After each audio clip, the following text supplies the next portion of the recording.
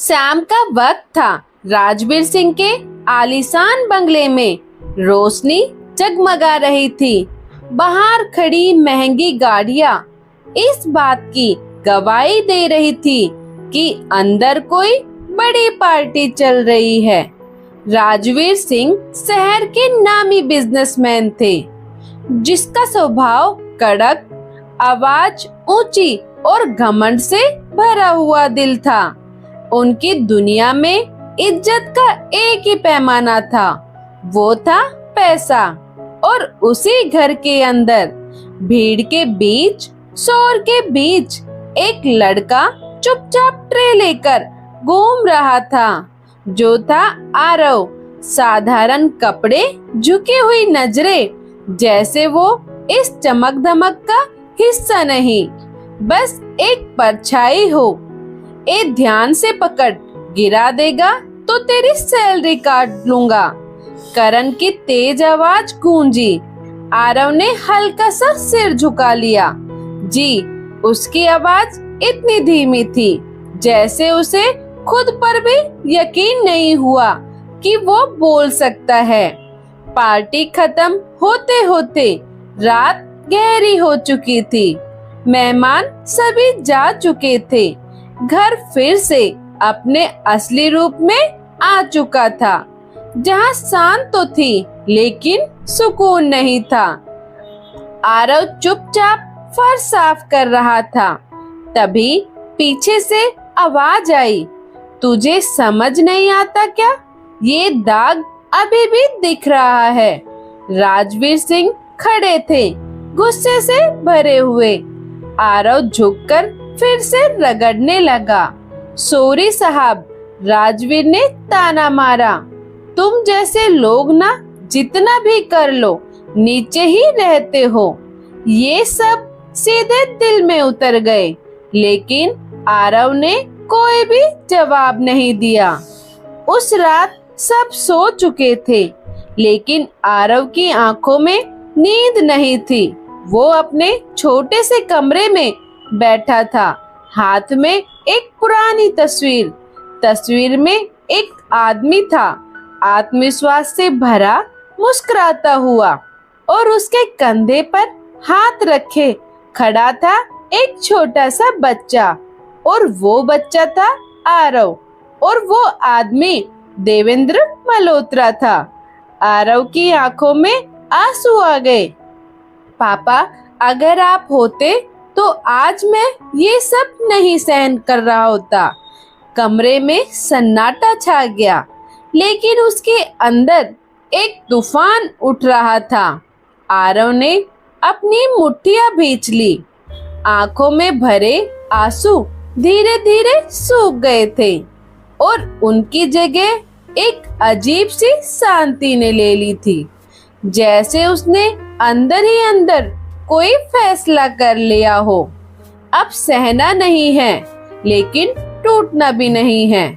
अगली सुबह सब कुछ पहले जैसा ही था। अगली सुबह सब कुछ पहले जैसा ही था, लेकिन अब हालात बदलने वाले थे। करण पहले से ज्यादा चिड़चिड़ा हो गया था। बिजनेस में हो रहे नुकसान का गुस्सा करने लगा था। वो हर रोज आरव पर अपना गुस्सा निकालता। ए आरव, ये चाय इतनी ठंडी क्यों है? तेरे जैसे लोगों को काम करना भी नहीं आता है। अब उसकी आवाज में सिर्फ घमंड नहीं था, बल्कि झुंझलाहट और डर भी था। एक दिन तो उसने हद ही पार कर दी। आरव फर्श साफ कर रहा था, तभी करण ने जानबूझकर पानी गिरा दिया। अब फिर से साफ करो इसे, यही तेरी औकात है। आरव कुछ पल के लिए रुका। उसकी उंगलियां कस गई थी, लेकिन फिर वो बिना कुछ बोले झुक गया और दोबारा सफाई करने लग गया। तभी पीछे से एक तेज आवाज आई, ऐसे लोगों को ना जितना दबाओ उतना ही ठीक रहता है। ये आवाज थी राजवीर की पत्नी नेहा की। वो तिरस्कार भरी नजरों से आरव को देख रही थी। कभी कभी तो लगता है इसे एहसास ही नहीं है कि ये क्या है। आरव ने सिर और झुका लिया, लेकिन इस बार उसके चेहरे पर दर्द नहीं था, बस खामोशी थी। शाम को घर के बच्चे लॉन में खेल रहे थे। आरव पास ही खड़ा पौधों में पानी दे रहा था। तभी एक बच्चे ने गेंद जानबूझकर उसके ऊपर फेंकी और बोला, ए नौकर, उठाना, तेरे लिए ही तो खेल रहे हैं। दूसरा बच्चा हंसते हुए बोला, ये हमारा पर्सनल रोबोट है, हम जो बोलेंगे ये वो ही काम करेगा। बच्चों की मासूमियत में भी घर की सोच झलक रही थी। आरव ने बॉल उठाई और धीरे से उन्हें दे दी। उसने कुछ नहीं कहा, लेकिन उसकी आंखें एक पल के लिए आसमान की तरफ उठी, जैसे वह पूछ रहा हो कि ये सब कब तक चलेगा। उस रात आरव फिर से अपने कमरे में था, लेकिन आज वो पहले जैसा नहीं था। उसने अलमारी खोली और अंदर से एक पुरानी फाइल निकाली। उस फाइल में कुछ कागज थे और एक पेन। उसने धीरे से फाइल खोली और पहली बार उसकी आंखों में डर नहीं था, बल्कि एक प्लान था। उसने खुद से कहा, अब वक्त आ गया है। उसी वक्त बाहर हॉल में करण की आवाज गूंज रही थी, अगर ये हाल रहा ना तो सब कुछ खत्म हो जाएगा। घर में हर तरफ डर था और उसी डर के बीच एक खामोश लड़का अपनी किस्मत बदलने की तैयारी कर रहा था। जब आरव ने फाइल बंद की थी, तभी जैसे उसके किस्मत ने भी एक नया पन्ना खोल दिया था। लेकिन उसे नहीं पता था कि उसी घर में उसके खिलाफ एक नई साजिश शुरू हो चुकी थी। अगली सुबह हाल में राजवीर सिंह, करण और नेहा बैठे थे। तीनों के चेहरे पर चिंता साफ दिखाई दे रही थी।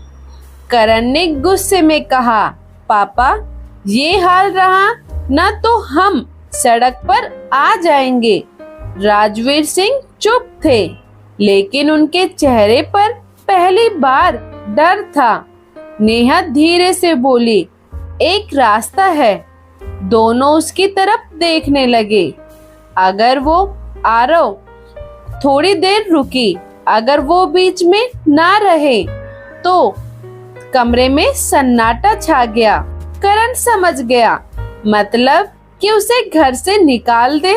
नेहा ने सिर हिलाया, नहीं, निकालने से काम नहीं चलेगा। वो कहीं भी जाकर मुसीबत बन सकता है। राजवीर ने धीमी आवाज में पूछा, तो फिर क्या करें? नेहा की आंखों में चालाकी की चमक उठी। उसे पागल साबित कर देते हैं, पागल खाने भेज देंगे, फिर ना कोई उसकी बात मानेगा, ना ही कोई उसे ढूंढेगा। कुछ पल के लिए तीनों चुप रहे। फिर धीरे धीरे राजवीर ने सिर हिला दिया, ठीक है, हम यही करेंगे। उन्हें नहीं पता था कि दरवाजे के बाहर खड़ा आरव सब कुछ सुन रहा था। उसके दिल में एक पल के लिए दर्द उठा, लेकिन फिर उसने आंखें बंद की और खुद से कहा, अब इनका खेल खत्म। उसी दिन दोपहर में एक गाड़ी बंगले के बाहर आकर रुकी। सूट बूट में एक आदमी उतरा, हाथ में फाइल थी। वो सीधा अंदर जाने लगा। दरवाजे पर करण ने उसे रोक लिया। आपको किससे मिलना है? आदमी ने शांत आवाज में कहा, मुझे आरव मल्होत्रा से मिलना है। करण चौंक गया, लेकिन तुरंत संभलते हुए बोला, यहाँ ऐसा कोई नहीं रहता है, आप गलत जगह आए हो। आदमी मुस्कुराया, मैं गलत जगह नहीं आता। तभी पीछे से राजवीर आ गए। देखिए, आप जा सकते हैं, यहाँ कोई आरव नाम का नहीं रहता। वकील ने फाइल खोलते हुए कहा, अगर आरव यहाँ नहीं है तो ये प्रॉपर्टी भी आपकी नहीं है। राजवीर के चेहरे का रंग जैसे उड़ गया।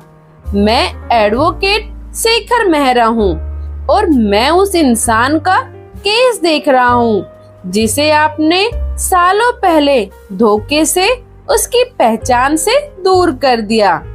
करण ने गुस्से में कहा, देखिए, ज्यादा स्मार्ट बनने की जरूरत नहीं है। वकील ने सीधे उसकी आंखों में देखा। स्मार्ट मैं नहीं, कानून है। तभी सीढ़ियों से एक आवाज आई, उन्हें अंदर आने दो। सबकी नजर ऊपर गई। वहाँ आरव खड़ा था, लेकिन आज वो पहले जैसा नहीं था। उसकी चाल में आत्मविश्वास था, आंखों में डर नहीं था, एक गहरी सच्चाई थी। वो धीरे धीरे से नीचे उतरा और वकील के सामने खड़ा हो गया। मैं ही हूँ आरव मल्होत्रा। कमरे में सन्नाटा छा गया। राजवीर के हाथ कांपने लगे। ये सब क्या है? आरव ने पहली बार उनकी आंखों में आंखें डालकर कहा, वही जो आपको सालों पहले करना चाहिए था। सच्चाई। वकील ने फाइल टेबल पर रख दी। ये सारे सबूत हैं जो साबित करते हैं कि ये घर, ये बिजनेस, सब कुछ आरव का है। करण पीछे हट गया। नेहा का चेहरा सफेद पड़ चुका था। आरव ने एक गहरी सांस ली और धीरे से बोला, आपने मुझे नौकर बनाया, मेरा अपमान किया और अब मुझे पागल खाने भेजने की सोच रहे थे। तीनों के चेहरे झुक गए, लेकिन अब आरव की आवाज और मजबूत हो गई थी। अब फैसला मेरा होगा। उस पल वक्त ने करवट ली, जिसे वो सालों से दबा रहे थे। आज वही उनके सामने खड़ा था, सिर्फ सच बनकर नहीं बल्कि इंसाफ बनकर। वकील के सामने खड़ा आरव अब वो वही खामोश नौकर नहीं था जिसे हर कोई डांट कर चला जाता था। उसकी आंखों में आज एक अलग ही सच्चाई थी, एक ऐसा आत्मविश्वास जो सालों के दर्द से बना था। कमरे में सन्नाटा था। राजवीर, करण और नेहा तीनों के चेहरे उतर चुके थे, लेकिन ये सन्नाटा देर तक नहीं टिक पाया। करण अचानक गुस्से में चिल्लाया, ये सब झूठ है, ये कोई किसी की चाल है। वकील शेखर मेहरा शांत खड़े थे। उन्होंने फाइल से कुछ कागज निकाले और टेबल पर रख दिए। ये देवेंद्र मल्होत्रा के साइन हैं। ये प्रॉपर्टी के ओरिजिनल पेपर्स हैं और ये वो गवाह हैं जिन्होंने सब देखा था। ये सब सुनकर राजवीर के हाथ कांपने लगे। उनकी आवाज लड़खड़ा गई। ये सब कैसे हुआ? आरव ने धीरे से कहा, सच छुप सकता है लेकिन मिट नहीं सकता। नेहा ने तुरंत बात संभालने की कोशिश की। देखिए, जो भी हुआ गलतफहमी थी। आरव ने उसकी बात बीच में ही काट दी। गलतफहमी? कैसी गलतफहमी? उसकी आंखों में दर्द चमक उठा। जब एक बच्चे से उसका घर छीना गया, वो गलतफहमी थी क्या? जब उसे नौकर बनाकर अपमान किया गया, वो भी गलतफहमी थी।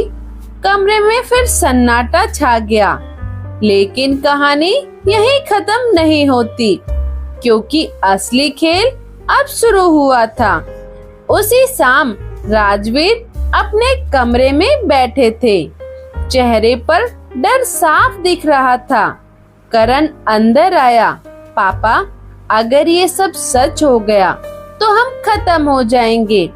राजवीर ने गुस्से में कहा, मैं इतनी आसानी से हार नहीं मानूंगा। उन्होंने फोन उठाया और किसी को कॉल लगाया। मुझे तुमसे एक काम करवाना है। करण चौंक गया। क्या करने वाले हो पापा? राजवीर की आंखों में फिर वही पुराना घमंड लौट आया था, जिसे हमने इतने साल दबाकर रखा। उसे हमेशा के लिए चुप करा देंगे। उन्हें नहीं पता था कि इस बार आरव अकेला नहीं था। अगले दिन अचानक पुलिस घर पहुंच गई। राजवीर सिंह आपको गिरफ्तार किया जाता है। किरण चिल्लाया, ये क्या हो रहा है? पुलिस ऑफिसर ने सख्ती से कहा, धोखाधड़ी, जालसाजी और जान से मारने की साजिश के आरोप में राजवीर को गिरफ्तार किया जाता है। ये बातें सुनकर राजवीर के पैरों तले जमीन ही खिसक गई। उसी वक्त आरव सामने आया। उसने शांत आवाज में कहा, मैंने कहा था ना, अब फैसला मेरा होगा। करण की आंखों में आंसू आ गए। भाई प्लीज हमें बचा लो। आरव कुछ पल के लिए चुप रहा। उसके सामने वो सारे पल घूम गए, अपमान, ताने और अकेलापन। लेकिन फिर उसने गहरी सांस ली। मैं तुम्हारे जैसा नहीं बन सकता, उसने पुलिस से कहा। कानून अपना काम करेगा, लेकिन मैं किसी से बदला नहीं चाहता हूँ।